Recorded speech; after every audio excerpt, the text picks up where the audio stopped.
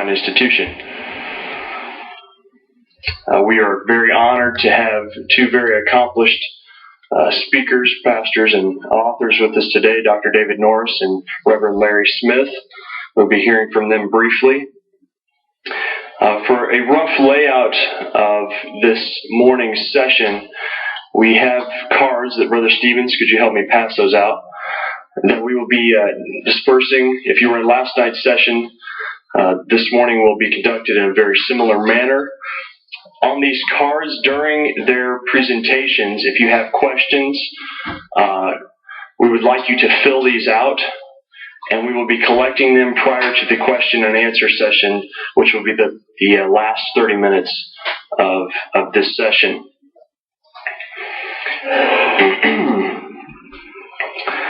I this morning would ask that everybody would, we are going to have 30 minutes for each presentation, and then we are going to have 30 minutes for the question and answer session. I would ask that everyone would please be respectful to one another with your comments, and also respect the chair so that we can conduct this in a conducive manner.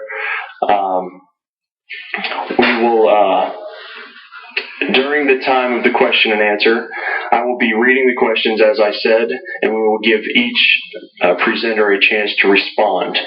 Please, if you will, hold your individual comments, and if you have them, please do put them on the cards so that we can do this in an organized fashion. Without further ado, I would like to introduce our first speaker for this morning. Dr. David S. Norris received his master's degree in theological studies from Eastern Baptist Theological Seminary and his PhD in religion from Temple University in Philadelphia. He is an ordained minister of the UPCI. David has been a church planter and a pastor. He is the author of several books, scholarly papers, and articles. Having taught on a collegiate level for the past 16 years, he and his wife Nancy moved to St. Louis in September 2001, when he was appointed professor of biblical theology at Urshan Graduate School of Theology.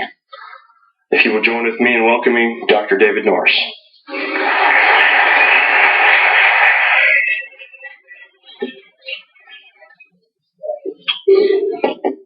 Thank you, and it's an honor to be a participant in the symposium. I've enjoyed everything that's transpired thus far, and I'm have been anticipating this session as well. The title of the paper is Larry Smith, Preterism and the Apostolic Movement. In the fall of 2002, I received, as did all UPCI and ALJC ministers, an unsolicited book challenging the normative views on prophecy held by the apostles. The book, written by Brother Larry Smith, a UPCI minister, offers a no-holds-barred attack on the general prophetic teaching of apostolic churches. For Brother Smith, the book of Revelation, chapters 6 to 19, does not refer to a future tribulation, but to past events leading up to and including the destruction of Jerusalem in 70 AD.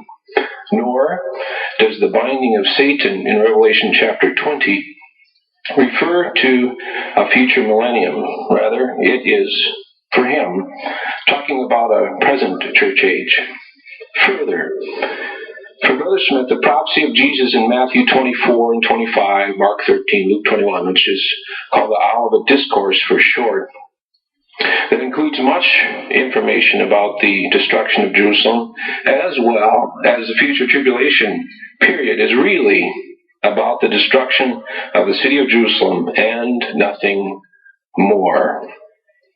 In this context, the coming of the Lord refers not to the Lord coming in the air in hope, but to the destruction of Jerusalem in judgment in 70 AD.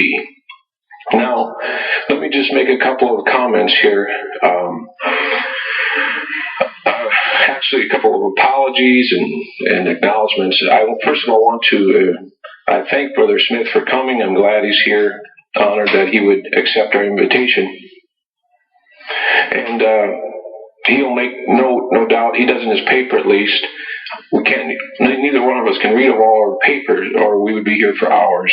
We're just reading excerpts. that I got it to him late, and I did my paper that he was to respond to. I interviewed Brother Larry Smith March 1st, and I got him my paper almost done, 90% done, mid-March.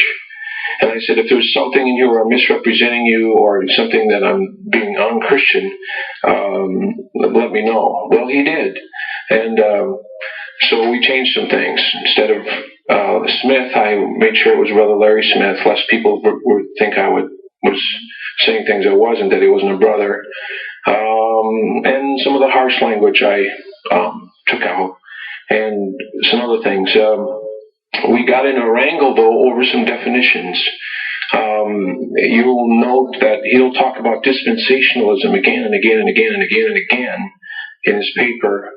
And I tried to explain to him, both in my interview and in my paper, that that's not me. You're shooting at somebody else.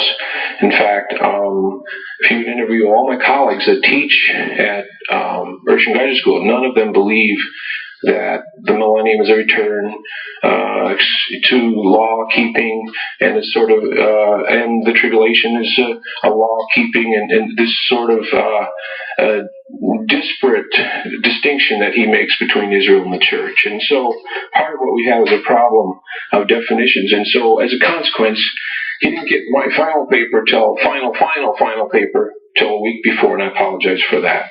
The second point is, though, that I make this in the title a paper about Larry Smith, this is not a personal attack. I have worked very hard. I've had people read the paper to make sure I'm not making any slurs. The reason it's specifically about Larry Smith is because there is a preterism, there is an amillennial system. An amillennial system is a system that has no millennium. That's his system. And there's a Reformed version of that, there's a Catholic version of that, but then there's a version of that that's exclusive to him.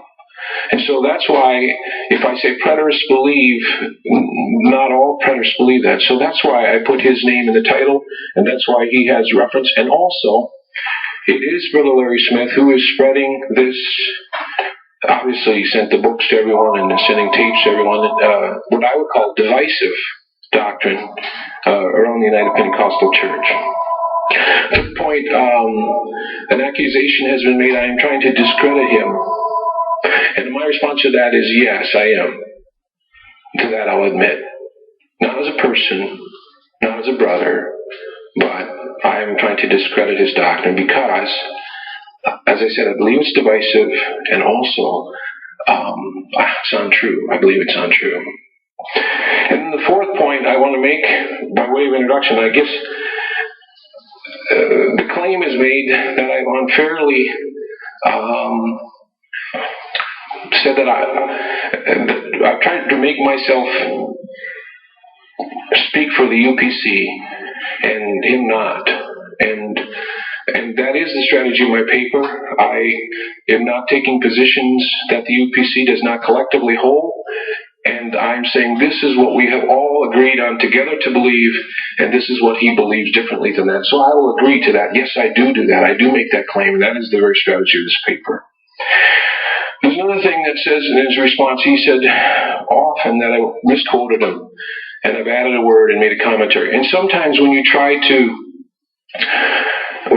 summarize what somebody says, you do condense the words and change them. And he likened that to the Word of God. If you add or take away from the Bible, then you can distort. And so I had in the footnotes the exact words of Brother Smith, but some of you will not get the paper. And so, though I did not want to do it, I will read his words instead of making commentary about his words, lest you think that I'm misconstruing his words. And then, when he says what I said, you can judge for yourself whether, in fact, I did misconstrue what he said. I'm reading from an excerpt from, it's in one of your footnotes, 2 Cups, 1 Choice. This is Larry Smith, and he says, quote, now, and then you get to 20, that's chapter 20 of the book of Revelation, which is the story of what people call the millennial reign.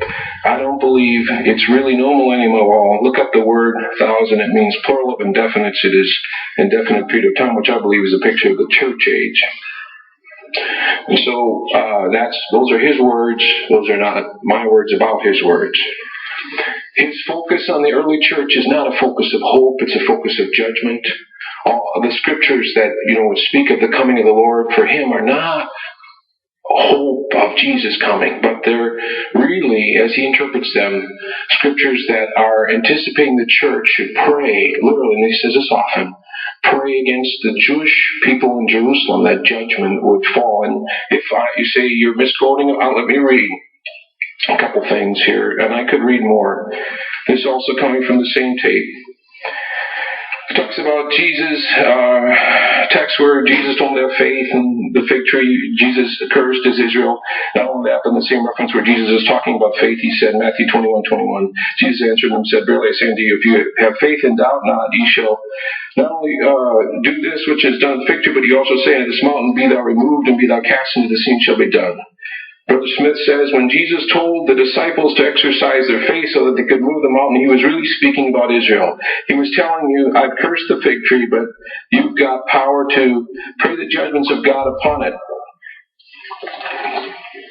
Now, in his response, 60 times in his paper, he used dispensationalism, or some form of that. And my response is, whenever you hear that, that's not me. He's got a tract of a particular dispensationalist view. Again, I don't know anyone, probably there are some people, but I don't know anyone that believes that. Dispensationalism per se is not in the manual of the United Pentecostal Church, so I'm not dealing with dispensationalism. The millennium is, and the coming of the Lord is, and we are a premillennial movement in the coming of the Lord. And for Brother Smith, though we are not anticipating the premillennial coming of the Lord, the church ages, the millennium, in the 1800s, Satan was loosed. This is for Brother Smith now, and causing all kinds of havoc. And just as there was prayer against the Jews in the first century, so now there should also be prayer against the system now. He writes, this is a speech given by Joseph McCarthy. This is from the anti-communist era, 6 months, Brother Smith says, before his mouth was closed forever.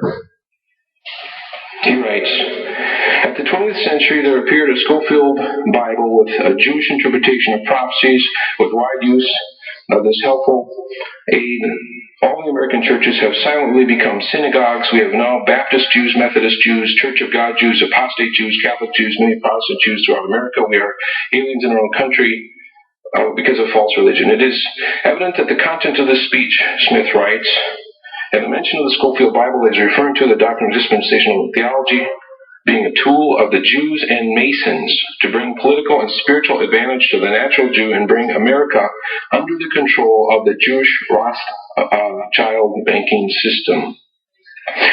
He included in his notes to me that I should study a prophecy that was made to him on October 10th, 1999, and this is the prophecy, as an excerpt. I say unto you, I am unfolding this revelation in the minds and hearts of many. I have chosen you to be faithful with this message in my gospel. I say unto you, and this is to Brother Smith, prophecy given to him, my servant.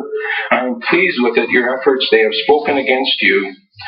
They have belittled you, but I am with you. My angels, my warriors are there with you. I have sent them, and they will fight for you. They defend you. I say unto you, many will die that speak against your ministry. I will put them to death. I will judge them. I will cause the Red Sea to come up and will pursue you, overtake them. I say unto you, they will pursue you, even as Pharaoh's army pursued the children of Israel. They will pursue you to destroy you. I will not allow it to come to pass, but I say unto you, I will judge them in the midst of the sea. I will judge them. For I say unto you, judgment begins at the house of the Lord. And I say unto you, judgment is going to fall on those that persecute you and try to overtake you and to bring you down and to bring you back into the captivity and into this heresy.